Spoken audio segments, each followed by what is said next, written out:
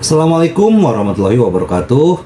Salam sejahtera buat kita semua. Semoga kita semua dalam keadaan sehat jasmani dan rohani, tidak kekurangan satu apapun. Amin ya robbal alamin. Oke, Mimin akan melanjutkan cerita Liontin Giok Naganya. Tapi seperti biasa, bantu dulu tekan tombol like dan berkomentar juga Tuan dan Nona. Terima kasih sesudah dan sebelumnya. Oke, kita lanjutkan saja ceritanya. Gas. Bab 2393 sampai bab 2396. Nada suara Pan Zhengying sangat dingin, dan ruangan langsung menjadi sunyi. Semua orang berhenti memegang sumpit dan gelas anggur dan memandang Pan Zhengying dan Ye Chong. Ye Chong, sebaliknya, tampak seolah-olah tidak terjadi apa-apa, mengambil udang dan menaruhnya di mangkuknya. Jika kamu memiliki telinga yang buruk, serahkan posisimu dan biarkan seseorang dengan telinga yang baik melakukannya, kata Ye Chong. Semua orang tercengang, beraninya kamu menentang gubernur kota kembar seperti ini. Ini yang pertama di Makau. Sekarang orang-orang di sekitar Zhao Lubai secara pribadi memanggil Ye Chong dan Ye Nainai, mengatakan bahwa dia iri pada langit, bumi, dan udara. Sekarang tampaknya hal ini benar-benar terjadi. Pan Zhengying menyipitkan matanya, dan kemarahan di wajahnya sudah terlihat. Ye Chong, kan, aku datang kepadamu hari ini hanya untuk memintamu bekerja sama dalam pekerjaan. Ini bukan diskusi denganmu, tapi perintah, kata Pan Zhengying tanpa basa-basi. Ye Chong tersenyum dan sama sekali tidak menganggap serius kata-kata Pan Zhengying. Jangan khawatir, selama kamu bekerja sama dengan kami, aku tidak akan memperlakukanmu dengan buruk. Pan Zhengying berhenti dan melanjutkan, namun, jika kamu masih begitu bodoh, aku akan memberitahumu apa yang dimiliki Federasi Kota Kembar. Sungguh luar biasa. Ye Chong berkata dengan tenang, saya tidak suka ancaman dari orang lain. Demi Anda mengundang kami makan malam, saya tidak akan berdebat dengan Anda, jadi tidak akan ada waktu lain. Pan Zhengying marah, kamu tidak tahu langit adalah batasnya. Tidak ada yang berani berbicara denganku seperti ini di Aosheng. Percaya atau tidak, aku akan membuatmu menyesal telah melahirkan, Pak. Sebelum Pan Zhengying bisa menyelesaikan kata-katanya, dia dipukul oleh tangan Ye Chong. Tamparan ini tidak hanya membingungkan orang-orang di ruangan itu, tetapi juga Pan Zhengying. Dia adalah gubernur kota kembar, namun dia ditampar. Jika Anda tidak melihat hal seperti ini dengan mata kepala sendiri, siapa yang bisa mempercayainya? Pan Zhengying menutupi wajahnya, dan masih ada rasa sakit yang membakar di wajahnya, tapi itu tidak bisa dibandingkan dengan kemarahan di hatinya. Oke, kemarilah, taruh ini, kata Pan Zhengying dengan marah. Sebelum dia selesai berbicara, seorang bawahan datang dan mengatakan sesuatu di telinga Pan Zhengying. Setelah mendengar kata-kata itu, Pan Zhengying awalnya terkejut, lalu menatap An Yingsan. Ternyata bawahannya memberitahu Pan Zhengying bahwa Ye Chong meminta Grandmaster untuk berlutut, dan kemudian memberitahu An Yingsan bahwa dia meminta Lin Long untuk berurusan dengan Ye Chong. Saat ini, Pan Zhengying menjadi tenang. Dia memandang Ye Chong dan menunjukkan senyuman penuh arti. Tuan Ye memang bukan manusia biasa. Dia benar-benar bisa membiarkan Grandmaster berlutut untukmu. Sungguh menakjubkan, sungguh menakjubkan. Pantas saja kamu berani menamparku. Mendengar ini, orang-orang yang tidak tahu kenapa mereka semua kaget dan menatap Ye Chong dengan kaget. Mereka tidak dapat memahami bahwa pemuda seperti itu benar-benar dapat membuat sang Grandmaster berlutut. Namun dilihat dari penampilan Pan Zhengying, sepertinya itu tidak palsu. Kalau tidak, Ye Chong baru saja menamparkan Pan Zhengying, dan Ye Chong seharusnya sudah lama ditangkap. Kamu sangat kuat, tapi kamu menamparku, dan aku menahannya, kata Pan Zhengying. Kemampuan Pan Zhengying mengucapkan kata-kata ini sudah cukup untuk membuktikan kekuatan Ye Chong. Kemudian, Pan Zhengying memandang An Yingsan di sebelahnya. Namun, saya dengar Tuan Lin Long akan segera datang. Pan Zhengying berkata sambil menatap An Yingsan, jelas bertanya. Seorang Yingsan mengangguk, ya, Tuan Gubernur. Saya mengundang Tuan Lin Long untuk datang. Sebenarnya, saya punya dendam pribadi dengan anak ini. dan Tuan Linlong datang ke sini hanya untuk menyelesaikan masalah anak ini. Pan Zengying mengangguk. Di sana tidak ada yang tidak bisa diselesaikan oleh Tuan Linlong jika dia mengambil tindakan. Dia memandang Ye Chong, anak muda. Tidak ada gunanya mengandalkan bakatmu. Hanya ketika Tuan Linlong datang barulah kamu tahu apa yang menakutkan. Kamu Chong mengangkat bahu. Haha. Menurutmu aku takut? Kuharap dia berdiri di depanku sekarang untuk melihat apakah dia berani-berani. Betapa beraninya, aku tidak tahu apakah harus hidup atau mati. Pan Zengying mengutuk dalam hatinya. Namun, Pan Zengying tidak mengucapkan kata-kata ini. Bagaimanapun, Tuan Linlong akan datang. Ketika Linlong datang, anak ini akan mati. Tapi sekarang Linlong tidak ada di sini. Anak ini juga sangat kuat. Bahkan Pan Zengying tidak berani memprovokasi Ye Chong terlalu banyak. Mampu duduk di posisi ini, secara alami ia tahu apa artinya menjadi orang baik dan tidak langsung menderita kerugian. Perjamuan berikut ini tidak terlalu menyenangkan dan berlalu dalam keheningan. Ye Chong sedang menikmati makanannya, sementara Zhao Lubai menundukkan kepalanya dan tidak mengatakan sepatah kata pun di sampingnya. Sampai Ye Chong kenyang, dia berdiri sembarangan, mengucapkan selamat tinggal pada Pan Zengying, lalu pergi. Kedua orang itu keluar dari restoran makanan laut.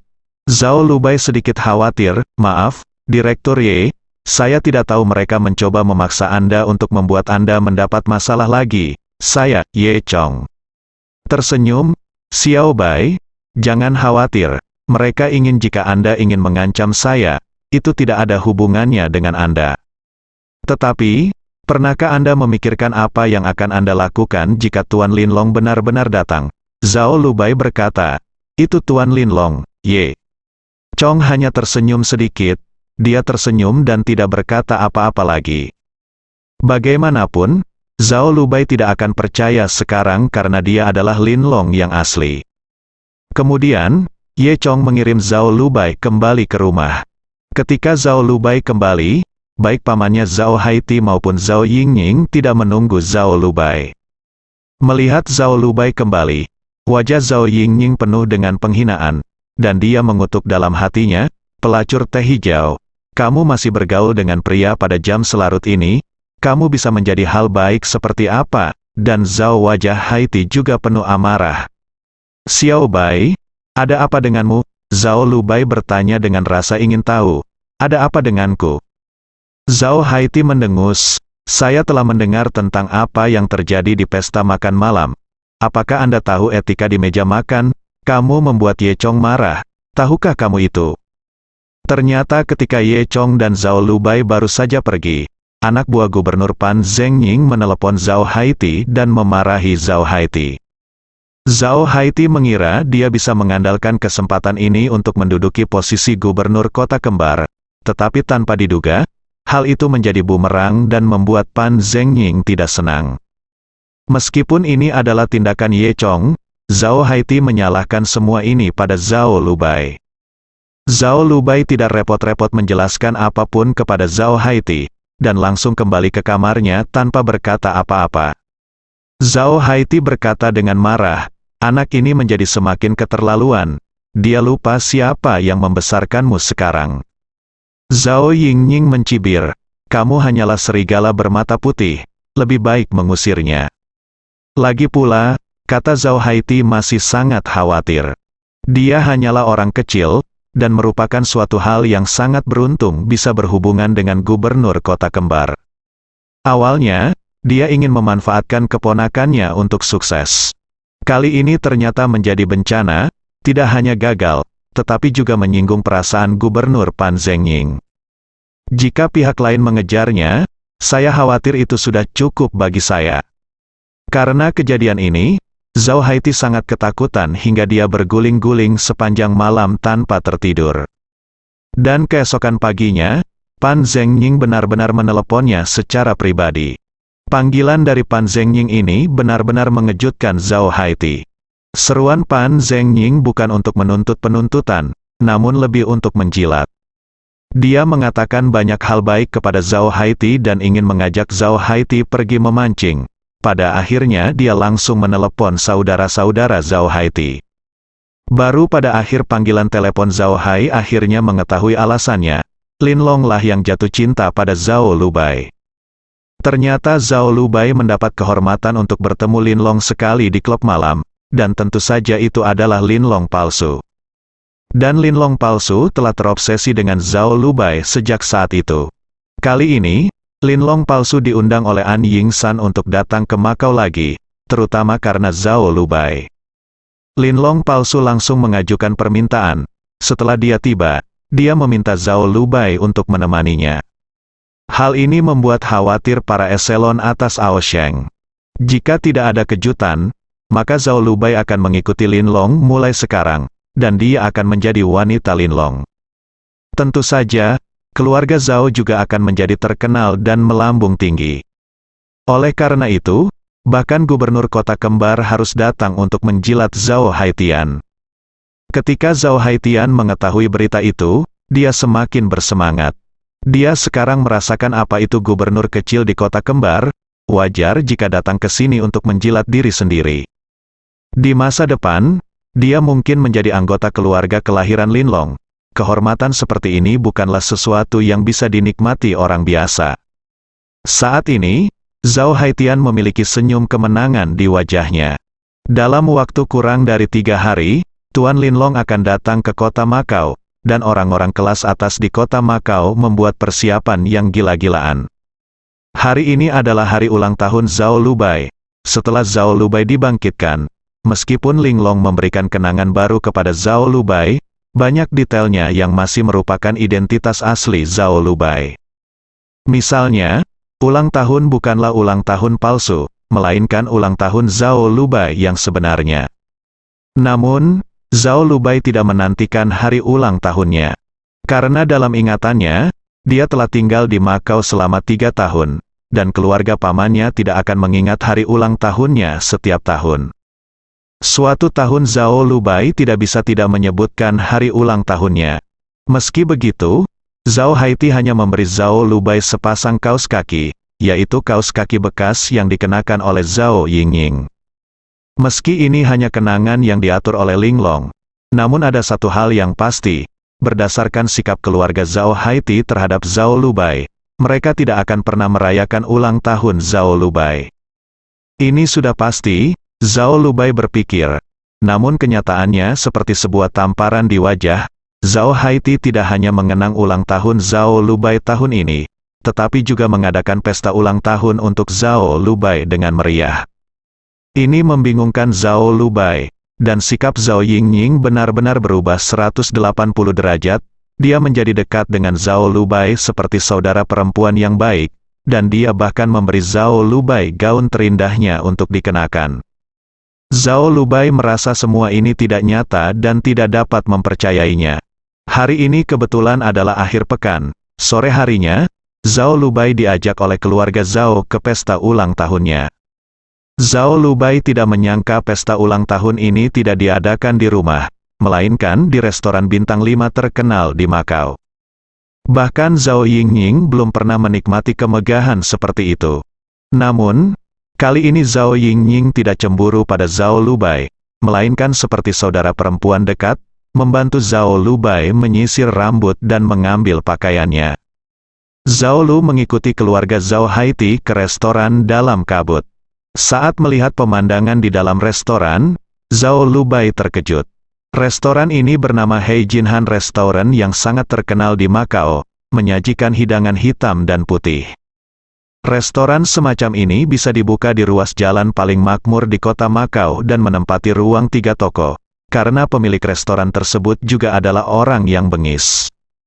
Meski pemilik restoran ini tidak setenar Linlong dan Grandmaster Zhang, ia dikatakan sebagai seorang master, bahkan Pan Zhengying pun akan mewaspadai pemiliknya jika ia datang untuk makan di sini. Saat ini, restoran yang awalnya ramai ini telah dipesan. Pesta ulang tahun khusus diadakan di sini malam ini, milik Zhao Lubai. Tentu saja, Zhao Haitian sendiri tidak memiliki kekuatan finansial seperti itu. Jadi, ketika Zhao Lubai masuk ke dalam restoran, dia melihat spanduk besar berwarna-warni tergantung di restoran, "Selamat ulang tahun untuk Nona Zhao," di bawah spanduk tersebut. Berdiri deretan orang yang tidak pernah diharapkan oleh Zhao Lubai. Pan Zhengying, Cui Daqiang, An Yingsan, dan putranya An Qiqiang. Lengan An Qiqiang masih dibalut perban, yang tidak bisa menahan tatapan antusiasnya yang ingin bertepuk tangan. Di sebelahnya ada seorang pria berusia 50-an yang belum pernah dilihat Zhao Lubai. Namun, yang berdiri di samping pria ini adalah Du Bisu. Dan pria itu agak mirip dengan Du Bisu. Sekilas Zhao Lubai dapat menebak bahwa pria ini pasti ayah Du Bisu, Du Sengkuan yang legendaris, Raja Judi Makau. Di samping orang-orang ini, ada juga beberapa selebriti kelas atas kota Makau yang berdiri. Jika bukan karena spanduk di udara, Zhao Lubai bahkan akan curiga bahwa dia berada di tempat yang salah. Kapan dia terlibat dengan orang-orang ini? Zhao Lubai memandang Zhao Haiti dengan ragu. Zhao Haitian tersenyum dan berkata, "Xiao Bai, paman dan paman ini semua ada di sini untuk merayakan ulang tahunmu. Pergi dan duduklah." Setelah mengatakan itu, Zhao Haiti menyeret Zhao Lubai dan duduk di kursi master di meja makan. Pikiran Zhao Lubai menjadi kosong. Mengapa orang-orang ini merayakan ulang tahun mereka? Apakah karena Ye Chong? Tidak mungkin. Mereka adalah musuh Ye Chong, dan mereka mungkin menganggapku sebagai musuh juga. Tapi kenapa sekarang? Zhao Lubai bingung. Ngomong-ngomong, semuanya, silakan duduk. Haha, berhenti berdiri, kata Zhao Haiti kepada semua orang. Melihat penampilannya yang penuh kemenangan, semua orang sangat tidak senang. Namun, bahkan Pan Zhengying tidak menyerang, tetapi tersenyum pada Zhao Haiti. Lalu, semua orang duduk. "Xiao Bai, aku mengucapkan selamat ulang tahun padamu. Ini adalah hadiah ulang tahun yang kubawakan untukmu," kata Pan Zhengying sambil tersenyum, lalu mengeluarkan kunci mobil mewah terbaru. "Xiao Bai, ini hadiahku. Selamat ulang tahun, Nona Zhao, ini hadiahku." Orang-orang ini memberikan hadiah kepada Zhao Lubai satu demi satu, masing-masing lebih berharga dari yang sebelumnya. Zhao Lubai menjadi semakin bingung, dia bahkan ragu apakah dia sedang bermimpi. Namun segera, Zhao Lubai mengerti apa yang sedang terjadi. Seorang Yingsan menceritakan keseluruhan kisahnya kepada Zhao Lubai. "Nona Zhao, ternyata Anda kenal Tuan Linlong. Mengapa Anda tidak memberitahu saya sebelumnya?" kata An Yingsan. "Ya, Xiao Bai, itu salahmu. Tidak ada paman yang tahu tentang ini." "Haha," Pan Zhengying tersenyum dengan tatapan ramah. Zhao Lubai menggelengkan kepalanya. Saya tidak. Sebenarnya, dia dan Linlong hanya berjabat tangan." "Haha, Xiao Bai, jangan rendah hati. Tuan Linlong akan berada di sini dalam 2 hari. Dia akan memintamu untuk menemaninya menyebutkan namanya. Seberapa jauh perkembanganmu?" Seorang Yingsan tertawa. "Apa maksudmu?" Tuan Linlong menunjuk saya untuk menemaninya. Zhao Lubai bertanya dengan tidak percaya. Dalam kesannya, bagaimana Tuan Linlong bisa menjadi orang seperti ini? Pan Zhengying tersenyum. "Hei, nakal, Xiao Bai. Tolong berhenti bercanda dengan kami." Zhao Lubai berkata dengan jujur, "Saya tidak bercanda, dan saya tidak begitu akrab dengan Tuan Linlong. Saya tidak akan menemaninya." Zhao Lubai secara alami tahu apa arti kata menemani. Mendengar ini, Pan Zhengying, An Yingsan dan lainnya tercengang. "Itu bukan urusanmu." Seorang Qiqiang mendengus dingin. "Kehendak Tuan Linlong, bukan." Sebelum dia bisa menyelesaikan kata-katanya, An Yingsan menamparkan wajahnya. "Diam, omong kosong apa yang kamu bicarakan denganku di sini? Apakah ini yang harus kamu katakan?" An Yingsan mengutuk. "Faktanya, bagaimanapun juga, karena Tuan Linlong memiliki ide ini, pada akhirnya, Zhao Lubai akan menjadi wanita Tuan Linlong. Tentu saja, yang harus mereka lakukan adalah menyenangkan Zhao Lubai. Jika waktunya tiba, mereka bisa memeluk paha Tuan Linlong, dan itu sudah cukup." Jelas sekali, Pan Zhengying, Du Sengkuan, dan lainnya juga berpikiran demikian. Pan Zhengying terkekeh dan berkata, lupakan saja, itu saja untuk nanti, Nona Zhao. Hari ini, kami di sini khusus untuk merayakan ulang tahun Anda. Saya mengucapkan selamat ulang tahun kepada Anda. Ya, kami akan membeli semua kuenya. Ayolah, datang dan makan kuenya. Saya jamin itu kue terbesar di Australia. Du Sengkuan berkata sambil tersenyum. Kini, Zhao Lubai akhirnya tahu mengapa orang-orang ini ingin merayakan ulang tahunnya. Zhao Lubai tampak sedikit bosan. Dia lebih suka pergi ke restoran cepat saji untuk membeli hamburger daripada makan kue terbesar di Australia. Kalau tidak, lupakan saja, terima kasih semuanya, tapi aku, Zhao Lubai ingin menolak. Apakah ini mungkin? Kata seorang Yingsan. Pan Zhengying berkata, ya, Nona Zhao, ini adalah keinginan para paman, Anda harus menghabiskan ulang tahun ini bersama kami. Haha, itu benar. Du Sengkuan tersenyum. Ketika Zhao Lubai tidak tahu harus berbuat apa, sebuah suara datang dari pintu. Ini konyol, ada orang yang tanpa malu-malu ingin merayakan ulang tahun orang lain. Orang seperti itu sungguh menarik. Kemudian, seseorang masuk dari pintu. Itu tidak lain adalah Ye Chong. Entah kenapa, Zhao Lubai merasa jauh lebih bahagia setelah melihat Ye Chong. Direktur Ye, kamu di sini, Zhao Lubai segera datang. Ye Chong mengangguk kepada Zhao Lubai, bagaimana kabarmu, Xiao Bai? Apakah semuanya baik-baik saja? Zhao Lubai berkata, tidak apa-apa. Melihat Ye Chong muncul, semua orang mengerutkan kening. Pan Zhengying menyipitkan matanya dan menatap Ye Chong dengan dingin tanpa mengucapkan sepatah kata pun. Ye Chong, kenapa kamu ada di sini? An Qiqiang berkata dengan dingin. Dia seperti ini sekarang karena Ye Chong. Ye Chong mengangkat bahu. Mengapa saya tidak bisa datang? Saya di sini untuk merayakan ulang tahun Xiao Bai. Haha, kami telah memesan tempat hari ini. Orang luar tidak diizinkan masuk. Tidak pantas bagi Anda untuk masuk tanpa undangan kami, kata Du Bisu. Ye Chong pura-pura terkejut. Oh, benarkah? Tempat ini sudah dipesan hari ini? Di mana bosnya di sini? Saat dia berbicara, seorang pria pendek datang. Pria pendek ini tampak berusia 40-an, mengenakan kemeja bermotif bunga dan rantai emas besar seberat 10 pon, memegang 3 buah kenari kepala singa di tangannya dan sedang menguleninya.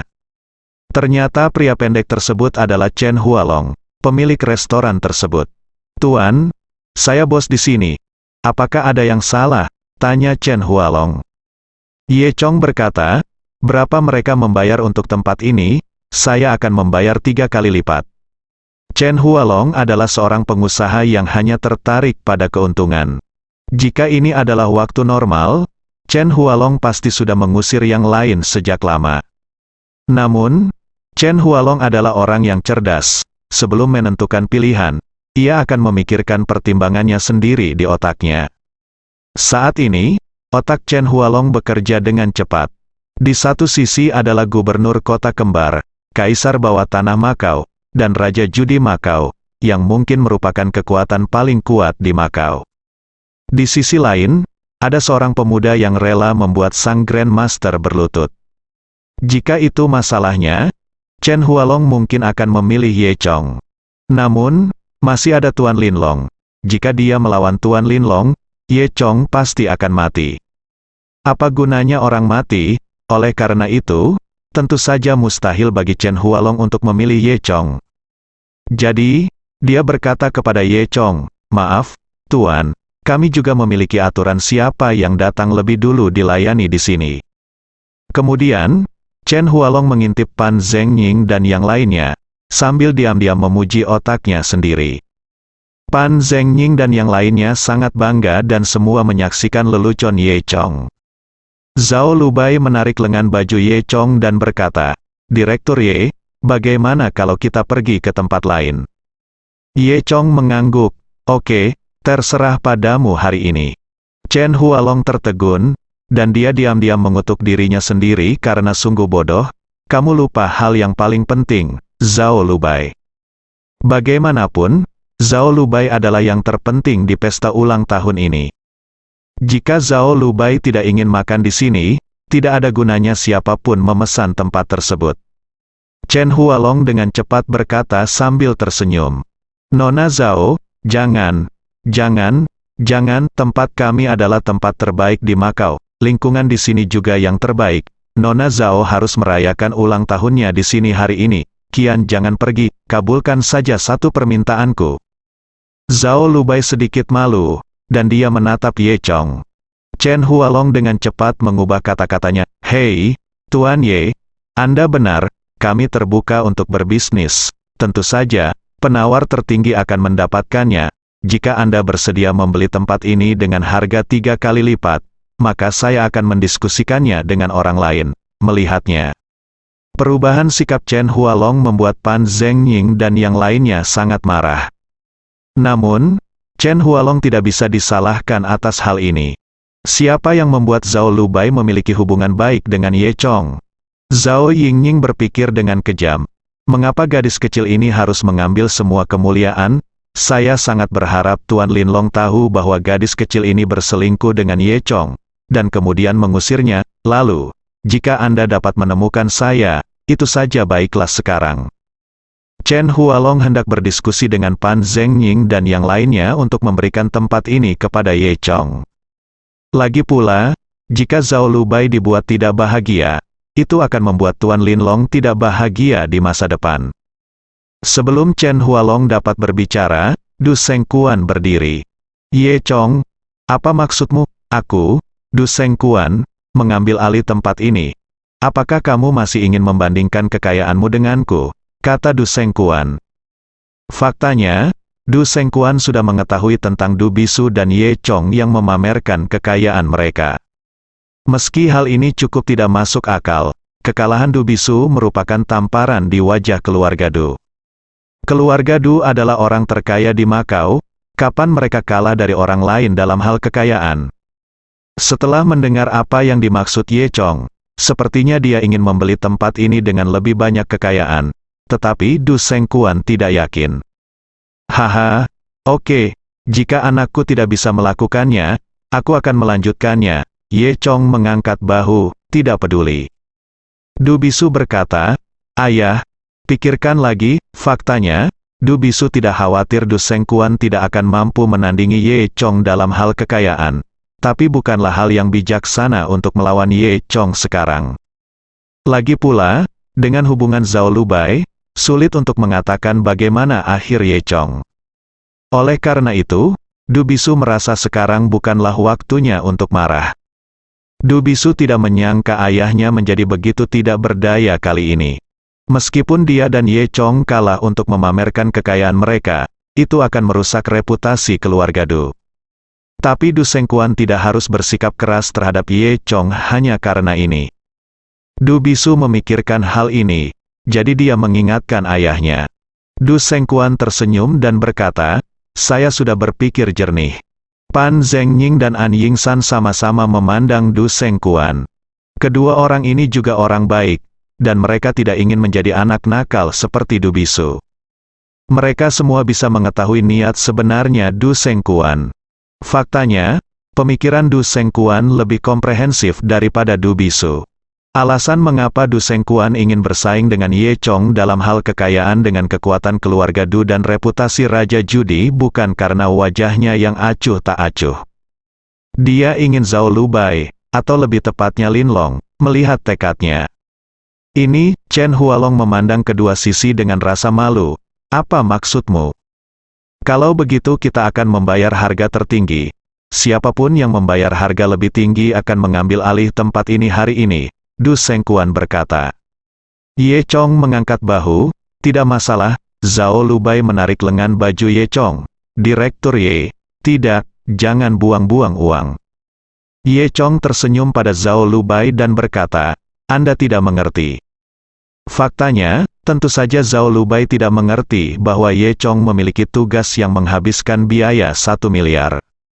Ini adalah kesempatan bagus untuk mengeluarkan sejumlah uang. Ye Chong kini hanya berharap orang yang disebut-sebut sebagai orang terkaya di Makau ini bisa lebih berkuasa. Zhao Lubai sedikit mengernyit dan berkata dengan marah, Apa yang saya tidak mengerti? Dia berkata diam-diam di dalam hatinya, Ye Chong ini baik di mana-mana, tapi dia terlalu mencintai wajah, bukankah ini membuang-buang uang?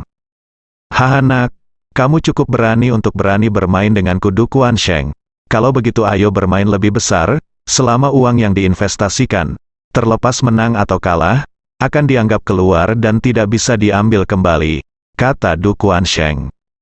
Gameplay ini berarti setiap kali harga dinaikkan, uangnya sama saja dengan dibuang. Orang yang menang pada akhirnya berhak memesan restoran. Orang yang kalah pada akhirnya hanya mendapat sejumlah besar uang yang sia-sia. Namun, gameplay seperti ini memuaskan Ye Chong. Tampaknya banyak uang yang bisa dikeluarkan kali ini. Ye Chong segera setuju, oke, saya suka bermain seperti ini. Du Sengkuan mencibir, oke, Anda masih bisa tertawa, dan saya akan membuat Anda menangis sebentar lagi. Bagaimana kalau 50 juta jika kita menaikkan harga setiap saat? Begitu kata-kata ini keluar, bahkan Pan Zhengying dan yang lainnya sangat tersentuh. Du Sengkuan benar-benar heroik dan layak menjadi raja perjudian. Dia menaikkan harga sebesar 50 juta sekaligus. Ye Chong menggelengkan kepalanya, tidak. Begitu dia mengatakan ini, Du Bisu menertawakannya. Haha, apakah kamu takut? Saya pikir dia bisa begitu hebat, tapi tidak lebih dari itu. An Qiqiang mencibir. Haha, benar. Jika aku memintamu mengeluarkan begitu banyak uang, seolah-olah aku sedang menindasmu, maka Du Sengkuan tertawa. Sebelum dia selesai berbicara, dia disela oleh Ye Chong. Ye Chong berkata, 100 juta sekaligus, cepatlah. Semua orang tercengang. Aku, Cao, sangat pandai berpura-pura, bahkan Chen Hualong melihat kemampuan berpura-pura Ye Chong yang tak tertandingi. Zhao Lubai memandang Ye Chong dengan heran, Ye Chong, kamu gila. Ye Chong mengedipkan matanya dan berkata, hanya untuk bersenang-senang. Du Seng benar-benar terkejut dengan sikap aristokrat Ye Chong. Namun, dia adalah raja judi dan orang terkaya di Makau, bagaimana dia bisa menyerah? Jadi, Du Sengkuan memaksakan diri untuk tersenyum. Oke, saya akan lihat berapa lama Anda bisa bertahan. Kalau begitu mari kita mulai. Ye Chong mengangkat bahu. Semua orang memandang Chen Hualong. Chen Hualong menelan ludah. Lalu dengan cepat menghitung, Bos Du membayar 3 juta untuk memesan tempat ini sebelumnya. Tuan Ye berkata bahwa dia akan membayar 3 kali lipat harga, jadi kami akan menggunakan 9 juta sebagai harga dasar, tidak perlu. Jika ini merepotkan, aku akan memberimu 100 juta dulu, kata Du Sengkuan. Karena itu, Du Sengkuan mengeluarkan kartu banknya dan mengambil 100 juta. Semua orang menghela nafas sekali lagi, dia memang orang terkaya. Sekali dia pindah, jumlahnya hanya 100 juta, hanya untuk memesan restoran untuk makan. Dengan 100 juta ini, Anda bisa membeli restoran. 500 juta, kata Ye Chong. Tepat ketika semua orang masih menyesali Du Sengkuan menghabiskan uang seperti air, tawaran Ye Chong membuat takut semua orang. 500 juta? Apakah aku mendengarmu dengan benar? 500 juta, termasuk makan? Ya Tuhan, apakah Ye Chong membawa mesin pencetak uang bersamanya, atau dia sakit jiwa? Semua orang berbisik. Belakangan, Ye Chong juga mengeluarkan kartu banknya. Di bawah pengawasan semua orang, 500 juta yuan berhasil diambil dari kartu bank. Saya kira bank akan sangat sibuk selama beberapa hari. Du Bisu menatap Ye Chong dengan tatapan kosong. Saat mereka berdua berkompetisi, Ye Chong mengeluarkan 100 juta, yang sudah terlalu banyak untuk dia dukung. Siapa sangka kartu bank Ye Chong digunakan untuk 500 juta yuan, dan dia bahkan tidak tahu apakah itu tipu muslihat. Ye Chong sama sekali tidak memainkan kartunya sesuai rutinitas, dan bahkan Du Seng pun tertipu. Raja penjudi Makau menyeka keringat dingin di dahinya dan mengertakkan gigi, 800 juta. Ayah, bagaimana kalau kita, Du Bisu ingin membujuk Du Sengkuan untuk mendengarkan. Namun, sekarang Ye Chong telah mengambil tindakan, Du Sengkuan tidak bisa menyerah dan meneriakkan 800 juta. Menghabiskan 800 juta hanya untuk sekali makan. Jika tersiar kabar tentang hal ini, bukankah akan mengejutkan orang? Kartu Bank Du Sengkuan didebit dengan 800 juta lagi. Karena setiap kali uang yang Anda pasang taruhannya digesek, maka uang itu tidak akan pernah kembali lagi. Oleh karena itu, Du Sengkuan telah menghabiskan 900 juta. Mungkin yang paling bahagia adalah Chen Hualong, pemilik restoran. Namun, Chen Hualong sama sekali tidak senang ketika dihadapkan pada uang sebanyak itu. Ia selalu merasa bahwa kekayaan sebesar itu tiba-tiba menimpanya lebih seperti bencana. 1 miliar, kata Ye Chong. Semua orang tercengang, apakah daun ini sudah mencapai 1 miliar? Bagi yang belum tahu, mereka mengira sedang melelang beberapa harta karun langka, namun nyatanya itu hanya sekedar makan. Dan ketika suara gesekan kartu yang berhasil terdengar, semua orang kembali terkejut. Du Bisu memandang Ye Chong dengan bodoh. Kartu bank Ye Chong tampak seperti jurang maut dengan banyak uang di dalamnya.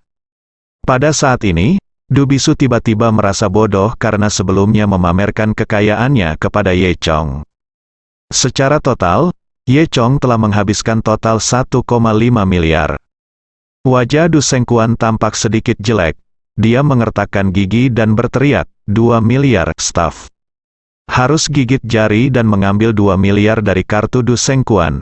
Dengan banyaknya uang yang masuk, Chen Hualong tahu bahwa departemen terkait mungkin akan segera datang mencarinya. Ye Chong berpikir sejenak dan berkata, 5 miliar? Apa? Semua orang mengira mereka salah dengar. Sampai Ye Chong mengatakannya lagi, 5 miliar, 5 miliar, apakah saya mendengar Anda dengan benar? Apakah anak ini gila? Bersambung.